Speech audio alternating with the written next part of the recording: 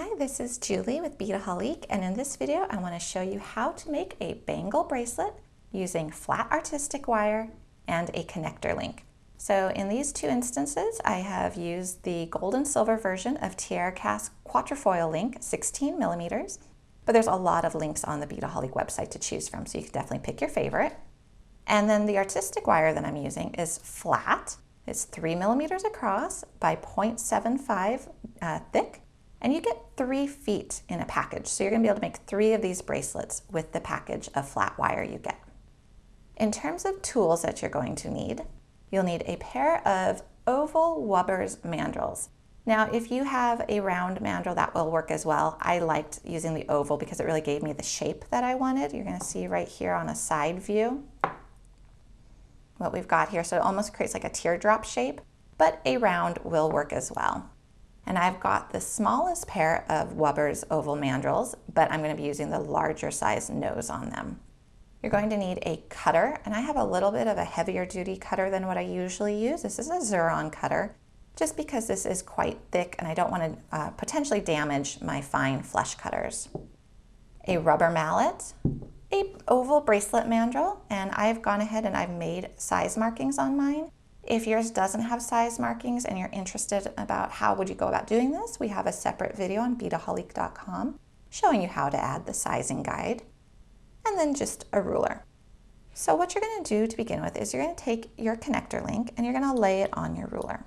Now I want to have a 8-inch bangle bracelet at the end.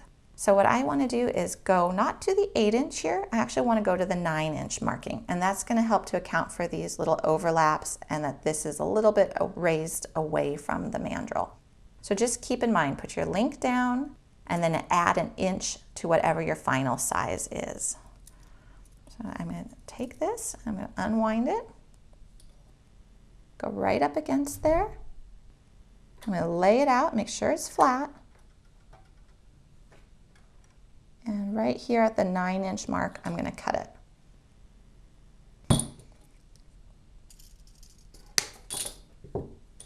So I'm done with my ruler, I'm done with my wire. I can go ahead and put those aside. Now I'm going to take my oval mandrel. I'm going to grab the tip of my wire right between the two noses, and I'm just going to rotate. Now I like using a mandrel plier because it is a consistent diameter for the shape all the way across the nose versus being like a round nose plier that's tapered at the tip and gets wider towards the base. So that's a really nice consistent shape.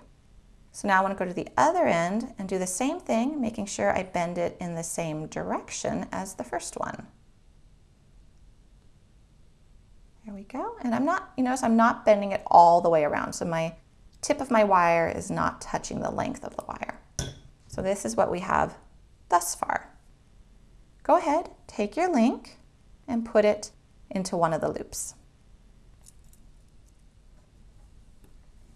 Now we're just going to lay it flat on our work table, and I would not normally be working on a cloth, but if you're at home, just go ahead and work on your work table itself. And I want to get this at a good angle where I can hold the link and then just tap it with the rubber mallet.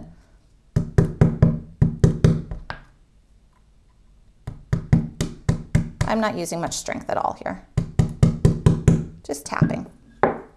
And so it's secure enough at this point, but when I actually finish this piece, I'm going to tap it some more on the mandrel.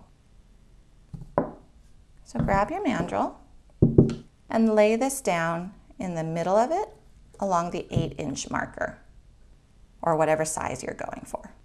Now just take your finger, press the wire around the mandrel so it comes up towards the top.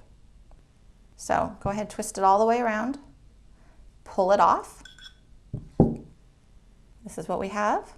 Gently link it, put it back onto the mandrel. Maybe a little bit bigger than 8 inches here. Going to be more like, this is 8.5, so it's just a little bit more than 8 inches. And now at this point, hammer it on the wooden mandrel. Now, we don't normally recommend hammering on wooden mandrels. You'd want a steel mandrel for that, but because we're using a rubber mallet and we are just tapping, we're not really doing metal smithing, it's okay. I'm going to go back and do the other side as well.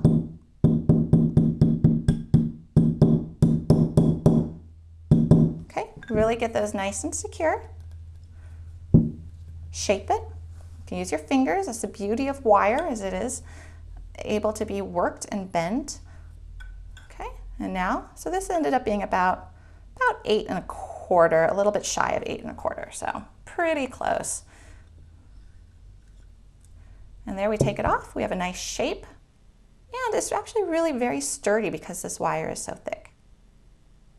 You can find all the supplies for this project, along with a lot of other inspiration and ideas, at Beadaholique.com.